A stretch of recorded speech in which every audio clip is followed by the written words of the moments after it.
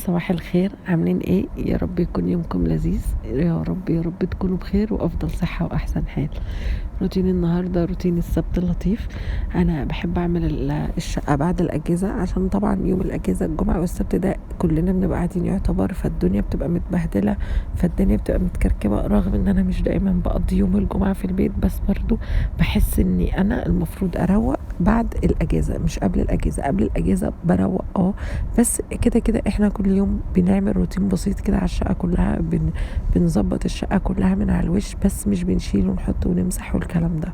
فانا بحب ان انا اقوم مروقة بعد الاجازة دي، عشان خاطر بنبقى كلنا قاعدين. طبعا انا مش هروق مثلا في اليوم ده، ويوم الجمعة انا ما بروقش نهائي، فالدنيا بتبقى متكركبة. فاللي هو نبقى بادئين يوم السبت كده نروق بيه، ويبقى في نفس الوقت بيبقى خلاص بداية الحد كله بيبقى مثلا نازل الشغل، او لو احنا في ايام مدرسة كله يبقى نازل المدرسة. فاللي هو خلاص بقى يبقى انا بدأت اسبوعي بنظافة والدنيا مترتبة وتنظيفة كده عميقة محترمة، عشان خاطر ايه؟ ما اتلخفنش بقى واقعد بقى طول الاسبوع اروق في نص الاسبوع والكلام ده. فانا بصراحة معتمدة الطريقة دي بقى لي فترة ومريحاني جدا، ان انا يوم مثلا السبت اعمل روتين جامد قوي قوي للشقة، اشيل وامسح واشيل الفرش والكلام ده. وممكن يوم الاربع اعمل حاجة خفيفة، واوقات بعمل السبت مثلا والاربع، بس ما بتبقاش طبعا الشقة كلها عشان ما يبقاش ارهاق عليا. بس طول ما في اطفال في البيت، طول ما في بهدلة، الشقة عمرها ما بتفضل 24 ساعة زي ما هي. يعني مثلا لو احنا بنتفرج على فيديوهات بقى على السوشيال ميديا والكلام ده، يعني الناس بتوريكوا لقطات ثواني من حياتها، ثواني لا تذكر يعتبر، اللي هو اللحظة اللي الشقة فيها مترتبة رغم وجود عندهم أطفال.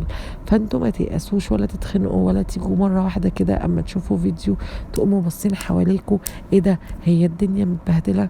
طب ليه الدنيا مش مترتبة عندي؟ طب أنا هل الغلط فيا؟ لا يا جماعة، الغلط مش فيكوا. طبيعي جدا جدا جدا ان طول ما في اطفال في البيت، وطول ما في روح، طول ما في روح وناس في البيت، ان يبقى الدنيا متبهدله ومتكركبه. ده طبيعي جدا جدا جدا. الفيديوهات دي بتوريكوا ثواني من حياتها مش حياتها كامله. فما تقارنوش حياتكم ابدا ابدا ابدا باي حاجه على السوشيال ميديا، لان اغلبيتها بتبقى اعلانيات، واغلبيتها بتبقى لحظات، مش دايما بتبقى الحياه الحقيقيه.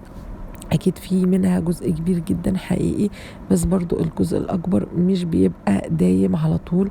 يعني الشقة مش بتفضل مترتبة ومتنظمة وكل حاجة مثالية على طول، لا لا لا، دايما بيبقى في عوائق اكيد كتير قوي. فما نقارنش حياتنا ونزعل نفسنا ونحس ان احنا مقصرين قد ايه. ايه ده؟ الشقة ليه مش متظبطة دايما عندي؟ الشقة ليه اقوم مثلا متنرفزة على ولادي؟ لا، احنا اهم حاجة في الموضوع ده ان احنا برضو نعلم ولادنا النظام. بمعنى انت لعبت بألعابك حتى بصوا من سن صغير، يعني من سن سنتين انا كنت بعمل كده مع بنتي. بجد والله العظيم يا جماعة، كنت اقول لها لمي ألعابك لمي ألعابك. ما لمتش ألعابها، بعمل ايه بقى؟ بقوم شايلة اللعب دي كلها واقول لها انت مش هتلعبي بيها. ويمكن مثلا سن سنتين مش بيبقى مدرك قوي، بس بعودها، يعني بفهمها، مش بقول نعاقبها من السن ده، لكن بقول أعودها على كده. طول ما هم الأطفال بيتعودوا على حاجة من صغرهم بيكبروا عليها فبيفضلوا يعملوها. طبعا يعني عذرا على صوتي اللي مخارج الحروف بتاعتي بايظة، لأن عندي برد، وما أدراكم ما برد الصيف، فبيبقى الموضوع صعب قوي. فزي ما بقول لكم بقى كده، ان احنا طول ما احنا بنعود اطفالنا، وطول ما احنا بنعودهم العبوا براحتكم، بس بعد اللعب لموا العابكم. يعني مثلا انا كنت بعمل كده، العبي براحتك بس بعد اللعب لمي العابك. انا عندي لسه اوضه الاطفال مش مجهزه 100% اني اسيب بنتي مثلا تلعب فيها وافضل قاعده فيها انا وهي مثلا طول اليوم تلعب فيها. فبالتالي بتلعب فين؟ بتلعب في الليفينج اللي الجزء كبير طول اليوم احنا يعتبر قاعدين فيه. بعد ما بتخلص لمي ده كله وخشي شيليهم مكانهم، لان ده طبيعي، مش هفضل قاعده مثلا في كركبه. فهي خلاص اتعودت تلعب بألعابها، تلم ألعابها تحطها في الأوضة عندها بتاعتها، بس هي لسه أوضتها مش جاهزة تماما ان انا اقعدها فيها وانا اقعد معاها فيها طول اليوم.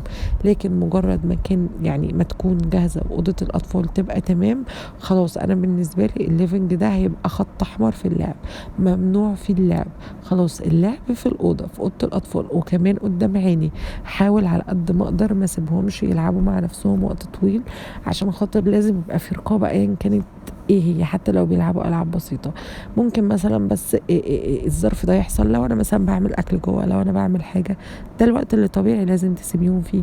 بس دايما يبقى في تركيز معاهم بيلعبوا ايه بيعملوا ايه، وخصوصا لو هما اتنين اخوات مع بعض، لا احنا لازم نركز معاهم قوي قوي قوي.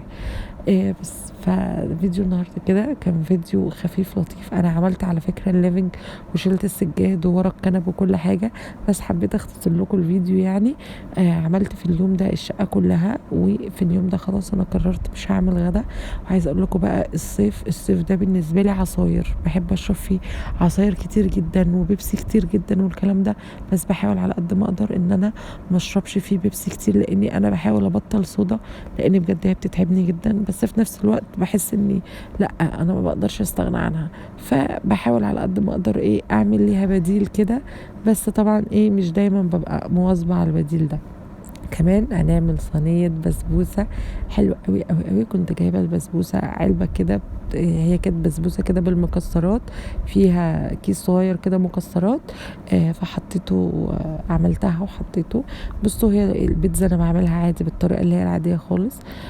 لو البسبوسة اللي هي بتبقى في العلبة زي اللي انا هوريها لكم دلوقتي دي، دي بعملها بنفس الطريقة اللي هما بيبقوا قايلين لي عليها ورا. لكن لو البسبوسة اللي هي عارفين اللي احنا بنجيبها من عند العطار، اللي هي كيسها اصفر دي، مش فاكرة اسمها ايه، بس هي بسبوسة مشهورة اوي انا عارفاها، انا بجيبها على طول. كريمة، بسبوسة كريمة. عارفين بسبوسة كريمة دي بعملها، بحط زبادي وسيح السمنة واقوم حاطة عليها واقلبها. شفت مؤخرا حد بيحط عليها نقطة فانيليا، بس مش كيس فانيليا، نقطة فانيليا، اللي هي الفانيليا السايبة دي، بتبقى ريحتها شديدة قوي وريحتها قوية، بتبقى في ازازة صغيرة كده. بس بصراحة بحس ان هي بتقلب الدنيا، بتبقى ريحتها حلوة قوي قوي قوي. فانا النهاردة رتبت الحاجات دي كلها وعملت المطبخ، وقلت انا مش هعمل غدا نهائي.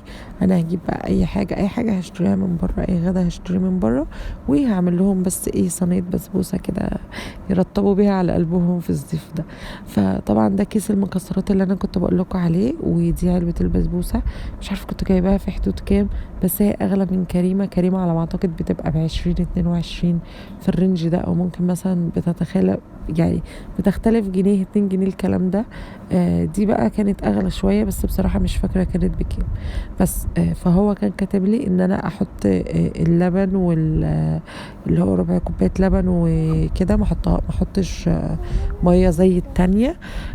والسمنه حطيتها وكده واقلبها كده مع بعض، وبعد كده اصبها. بصوا حتى انا بحب امشي على التعليمات، اما تكون حاجه انا جايباها وعلبتها وتبقى ماشيه بالتعليمات، لا انا بحب امشي بالتعليمات اللي هما بيكتبوها، عشان خاطر ايه تطلع مظبوطه. حتى فاكرين عارفين الكيكه اللي هي بتاعت ماي واي؟ جماعه انا بعشق كيكه ماي واي بجد. اللي ما بيعرفش يعمل كيكه يجيبها، عمرها ما هتفشل معاه. عندهم كميه انواع، انا عايزه اقول لكم ان انا بجيب كل الفليفر اللي فيها، يعني في بالبرتقال، في الفانيليا، في الفراوله، في بالشوكولاته، براونيز. بصوا فيها شوية حاجات بجد انا اوقات بطلبها كلها، بس بصراحة بقالي فترة ما بجيبهاش لانها بقت غالية، يعني بقت غالية برقم مبالغ فيه، يعني مثلا بحاجة و70 جنيه متهيألي.